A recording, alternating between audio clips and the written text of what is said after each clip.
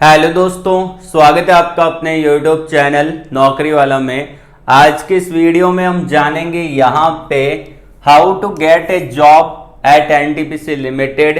NTPC limited के अंदर कैसे जॉब लगती है, उसका एलिजिबिलिटी क्राइटेरिया क्या होता है, एजुकेशन क्वालिफिकेशन क्या क्या मांगा जाता है, साथ ही साथ सिलेक्शन प्रोसेस क्या होता है, सैलरी कितनी मिलेगी, ब्रांच और ट्रेड कौन कौन सी एलिजिबल है, ये सारे पॉइंट यहाँ पे कवर करेंगे। तो सबसे पहले मैं आपको बता देता हूँ यहाँ पे कि इसके अंदर हम कौन कौन से पॉइंट कवर करने वाले हैं। तो इसके डिटेल एलिजिबिलिटी क्राइटेरिया को हम जानेंगे।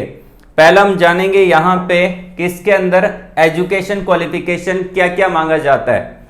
अब जैसे कि यहाँ पे ITI डिप्लोमा और BBTech और BSc वाले कैंडिडेट एलिजिबल होते हैं, तो उसके अंदर कौन कौन सी ब्रांच और कौन कौन से ट्रेड को एलिजिबल किया जाता है। इन्होंने एनटीपीसी लिमिटेड ने पिछले कुछ सालों में जो वैकेंसी निकाली है उसका एनालिसिस करते हुए आगे जो वैकेंसी आएगी उसके बारे में भी जानेंगे। साथ ही साथ पिछले सालों के अंदर जो वैकेंसी इन्होंने निकाली थी उसके अंदर कौन सी ब्रांच और कौन से ट्रेड को एलिजिबल किया था वो हम जानेंगे। उसके अलावा एनटीपीसी लिमिटेड के अंदर कौन कौन सी पोस्ट यहाँ पे आती है वो भी हम जानने वाले हैं। एज क्राइटेरिया यहाँ पे क्या रहता है, क्योंकि जो पोस्ट निकलती है उसका कुछ एज क्राइटेरिया ये रखते हैं। साथ ही साथ रिलैक्सेशन यहाँ पे कौन कौन सी कैटेगरी को मिलेगा वो हम जानने वाले हैं। उसके अलावा हर पोजीशन का अलग अलग सैलरी होता है, जैसे कि ITI वालों का अलग सैलरी होता है, डिप्लोमा वालों का अलग सैलरी होता है, BBTech का अलग सैलरी होता है और BSc वालों के लिए अलग सैलरी होता है, वो हम जानेंगे। और हर पोजीशन का सिलेक्शन प्रोसेस यहाँ पे अलग अलग होता है। तो मैं आपको इस वीडियो के अंदर सिलेक्शन प्रोसेस के बारे में भी बताऊंगा कि ITI डिप्लोमा, BBTech और BSc का सिलेक्शन प्रोसेस क्या है। तो इस वीडियो के अंदर आपको हर चीज, हर पॉइंट कवर किया हुआ मिल जाएगा। आपको वीडियो को ध्यानपूर्वक अच्छे से देखना है। और पहली बार अगर आप चैनल पे विजिट कर रहे हो तो चैनल को सब्सक्राइब कर लेना, बेल आइकन को प्रेस कर लीजिएगा ताकि हमारा मोटिवेशन बना रहता है और आपको अगली वीडियो को नोटिफिकेशन सबसे पहले मिलेगा। तो आइए वीडियो को स्टार्ट करते हैं। तो ये सारे पॉइंट हम कवर करेंगे। उसके अलावा सबसे पहले जानते हैं कि इसका एजुकेशन क्वालिफिकेशन क्या रहता है। अब एनटीपीसी लिमिटेड आपका एक पब्लिक सेक्टर यूनिट है जिसका नाम है यहाँ पे national thermal power corporation limited. ये बेसिकली एनर्जी सेक्टर की कंपनी है, जैसे कि पावर जनरेशन का ये काम करती है, हाइड्रो, कोल, गैस, इनके इतने सारे प्लांट है। ठीक है, मेनली ये कंपनी यहाँ पे दो टाइप की हायरिंग करती है, एग्जीक्यूटिव पोस्ट के अंदर और नॉन एग्जीक्यूटिव कैडर के अंदर, उसको भी हम जान लेते हैं। तो सबसे पहले हम देखते हैं यहाँ पे इसका एजुकेशन क्वालिफिकेशन क्या रहेगा। अब यहाँ पे अगर आप देख रहे हैं तो यहाँ पे ITI स्टूडेंट अप्लाई कर सकते हैं। ITI के अंदर मांगा जाता है कि अगर आपने 10वीं के बाद फुल टाइम रेगुलर ITI कर रखा है, चाहे आपने NCVT से किया हो चाहे आपने SCVT से किया हो, आप इसको अप्लाई कर सकते हैं ITI स्टूडेंट के लिए। अगर हम यहाँ पे जाने डिप्लोमा स्टूडेंट के लिए तो उन्होंने बोला है फुल टाइम डिप्लोमा किया होना चाहिए। ठीक है, उसके अलावा 60% का क्राइटेरिया आपका यहाँ पे होना जरूरी है for a diploma student. BSc student के लिए बोला है कि आपने फुल टाइम रेगुलर BSc किया होना चाहिए 60% के साथ। और अगर आप जानेंगे BBTech के अंदर तो इसका परसेंटेज क्राइटेरिया थोड़ा सा अलग है। यहाँ पे बोला गया है कि अगर आपने BBTech कर रखा है अप्लाई कर सकते हैं, मिनिमम 65% होने चाहिए फॉर ए जनरल, OBC और EWS कैंडिडेट के लिए। और अगर आप कैटेगरी में आते हैं तो आपके 55% का क्राइटेरिया यहाँ पे होना चाहिए। तो दोनों के लिए अलग अलग है। तो ये तो इसका एजुकेशन क्वालिफिकेशन आपको देखने को मिलेगा कि क्या क्या एजुकेशन क्वालिफिकेशन यहाँ पे मांगा है।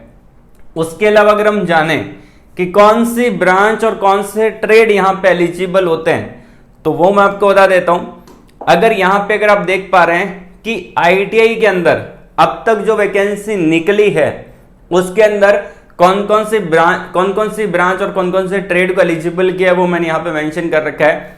ITI के अंदर फिटर ट्रेड को एलिजिबल किया है, इलेक्ट्रीशियन ट्रेड को एलिजिबल किया है, इंस्ट्रूमेंट मैकेनिक ट्रेड को एलिजिबल किया है और इलेक्ट्रॉनिक्स ट्रेड को एलिजिबल किया है। तो ये जो ट्रेड हैं ITI के अंदर वो सारे कैंडिडेट इसको अप्लाई कर सकते हैं।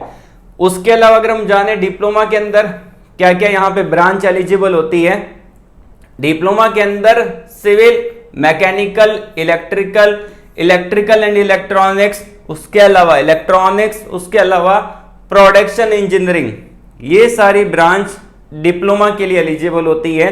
उसके अलावा बीएससी के अंदर अगर आपने बीएससी कर रखा है केमिस्ट्री में तो आप इसको अप्लाई कर सकते हैं। बीएससी अगर आपने कर रखा है एग्रीकल्चर के अंदर तो भी आप यहाँ पे एलिजिबल है। बीबीटेक के अंदर electrical, mechanical, electronics, instrumentation, chemical, mining, computer science and IT जैसी ब्रांच को एलिजिबल किया है। तो ये सारा मैंने आपको समझा दिया है कि कौन कौन सी ब्रांच यहाँ पे एलिजिबल है, कौन कौन से ट्रेड यहाँ पे एलिजिबल है फॉर एनटीपीसी लिमिटेड के अंदर। अब हम जानते हैं यहाँ पे कि कितनी कितनी टाइप की पोस्ट यहाँ पे अब तक निकाली गई है, और जो पोस्ट पहले से निकाल रहे हैं वो भी आगे ही पोस्ट निकालेंगे। तो यहाँ पे आप देख सकते हैं कि जो इसके अंदर दो टाइप के कैडर होते हैं। अब कोई भी पीएसयू है उसके अंदर दो टाइप के कैडर होते हैं। पहला आपका कैडर होता है नॉन एग्जीक्यूटिव कैडर, दूसरा होता है एग्जीक्यूटिव कैडर। अब जो आपकी नॉन एग्जीक्यूटिव कैडर है उसके अंदर आपका डिप्लोमा और आईटी की पोस्ट आ जाती है, और जो आपका एग्जीक्यूटिव कैडर है उसके अंदर डिग्री से रिलेटेड पोस्ट आ जाती है। अब यहाँ पे आप देख सकते हैं कि जो आपका नॉन एग्जीक्यूटिव कैडर की पोस्ट है उसके अंदर आपका पहला आपका डिप्लोमा ट्रेनी की पोजीशन है। उसके अलावा assistant material trainee, store keeper और लैब असिस्टेंट ट्रेनी, तो ये सारी पोजीशन यहाँ पे निकालते हैं ये लोग एनटीपीसी लिमिटेड।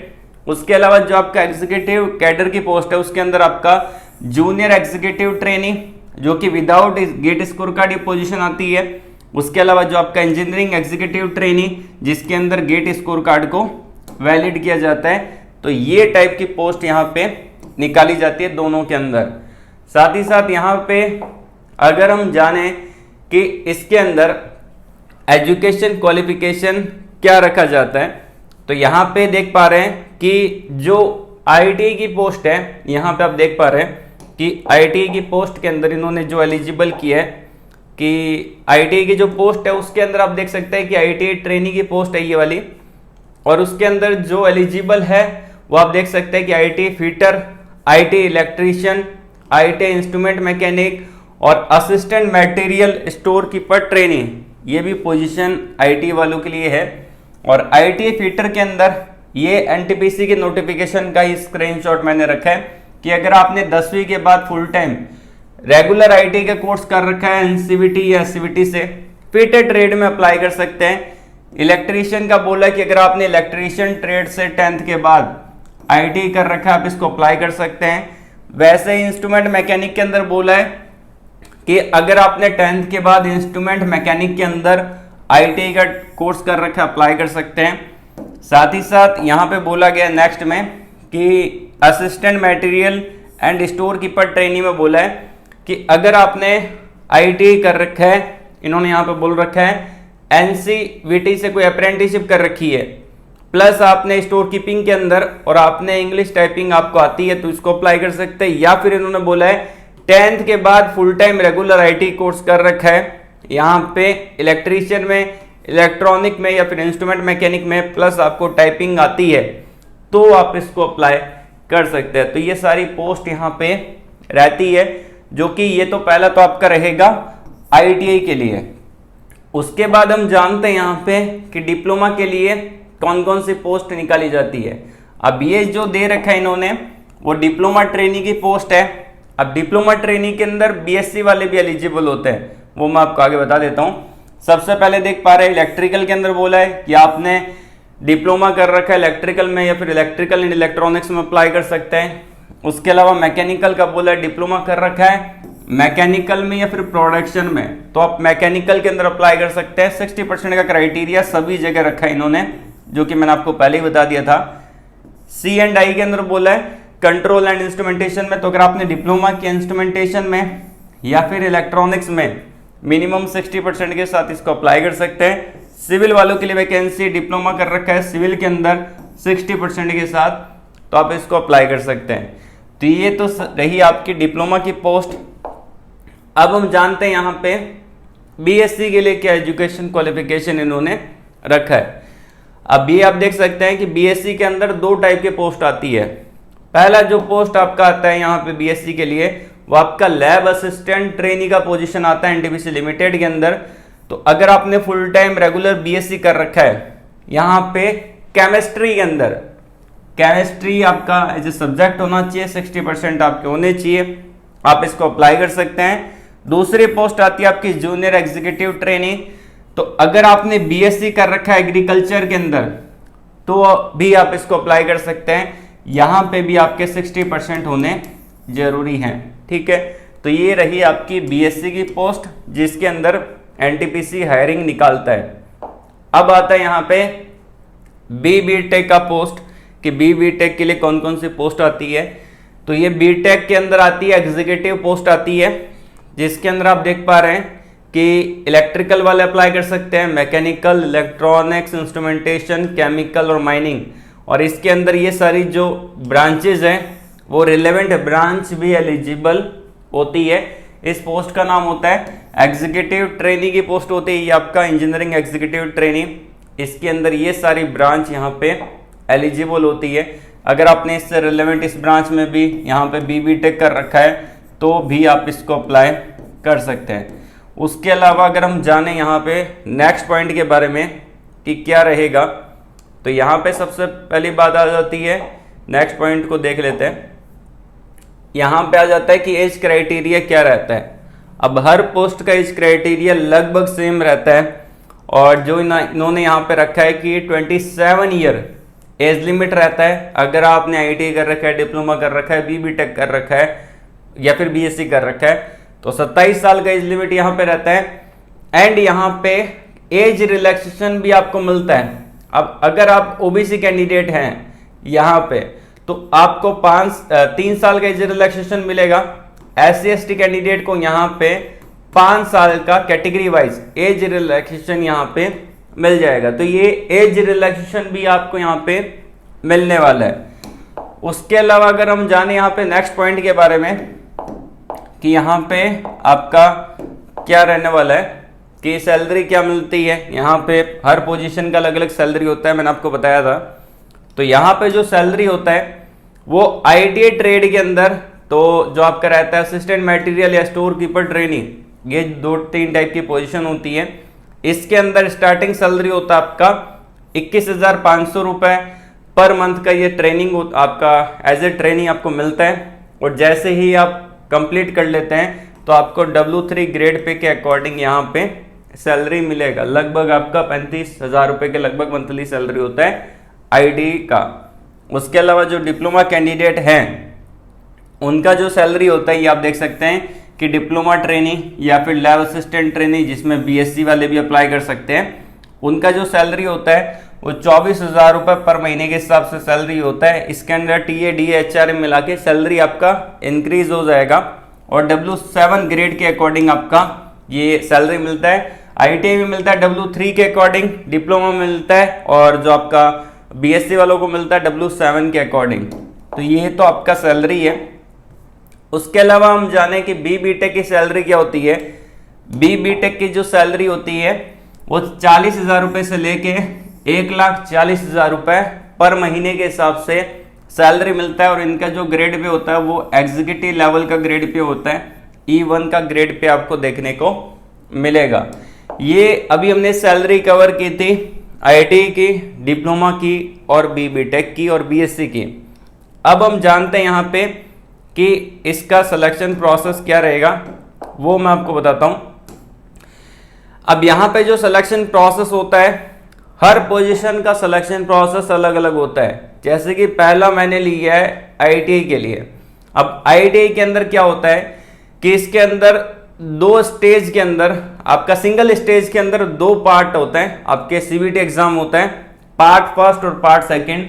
ये एग्जाम आपको क्वालिफाई करना पड़ता है। अब देखिए यहाँ पे जो पार्ट फर्स्ट आता है, यहाँ पे उसके अंदर आपकी ब्रांच, आपके ट्रेड से रिलेटेड क्वेश्चन आते हैं। 70 क्वेश्चन यहाँ पे आपके आते हैं, मल्टीपल चॉइस क्वेश्चन आपको मिल जाते हैं।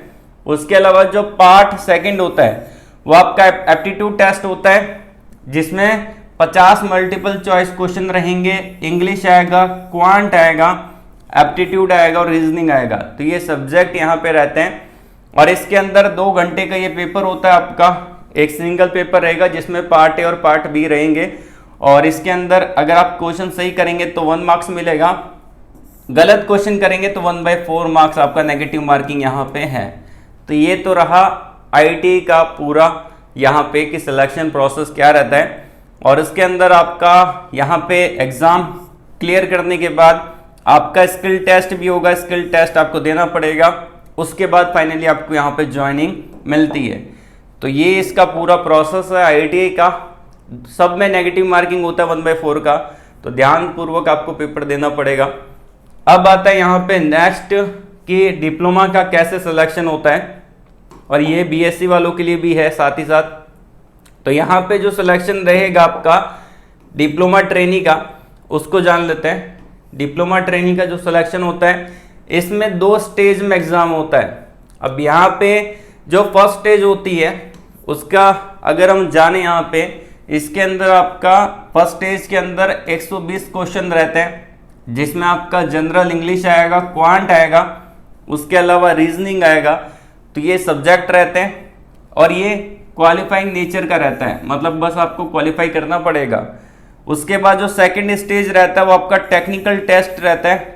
उसके अंदर 120 क्वेश्चन रहते हैं डिसिप्लिन से रिलेटेड और यहाँ पे जो बच्चे फर्स्ट स्टेज के अंदर शॉर्टलिस्टेड होंगे उनको सेकंड स्टेज के लिए बुलाया जाएगा। यहाँ पे इन्होंने मेंशन कर रखा है shortlisted candidate of stage first, तो उनको ऑफर किया जाएगा स्टेज सेकंड देने के लिए, टेक्निकल राउंड देने के लिए।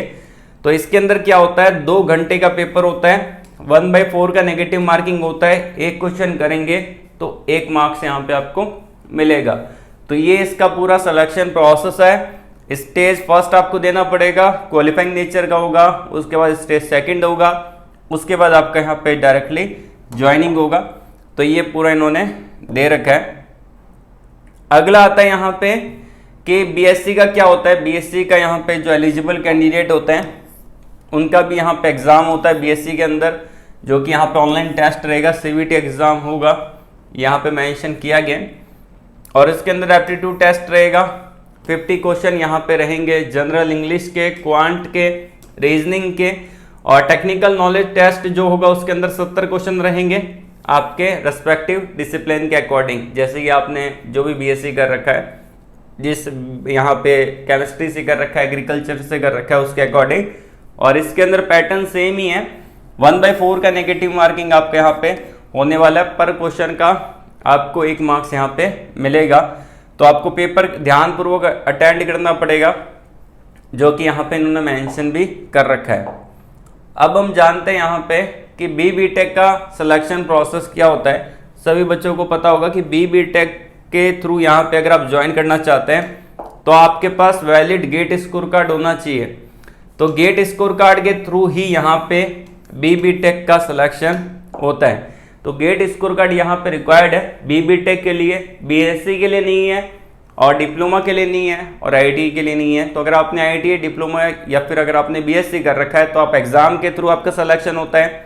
और अगर आपने यहाँ पे कर रखा है BBTech तो आपको वैलिड गेट स्कोर कार्ड का होना जरूरी है। गेट एग्जाम आपको क्वालिफाई करना पड़ेगा, उसके बाद यहाँ पे अप्लाई करेंगे, उसके बाद आपका इंटरव्यू होगा, GD होगा, फाइनली मेरिट बनेगा, देन फिर आपका सिलेक्शन होगा। तो ये इसका पूरा प्रोसेस है। और इससे रिलेटेड अगर आपको कोई डाउट है तो आप कमेंट बॉक्स में कमेंट करके पूछ सकते हैं। आई होप आपने वीडियो पूरा देखा होगा, समझने की कोशिश की होगी। तो मैंने यहाँ पे सारे पॉइंट को कवर कर दिया है। इससे रिलेटेड फिर भी कोई डाउट रहता है तो आप वीडियो के कमेंट बॉक्स में कमेंट करके पूछ सकते हैं। आप मुझसे पर्सनली कनेक्ट हो सकते हैं, लिंक मैंने आपको वीडियो के डिस्क्रिप्शन में प्रोवाइड करवा दिए। तो आज के लिए बस इतना ही। ऑल द वेरी बेस्ट, जय हिंद।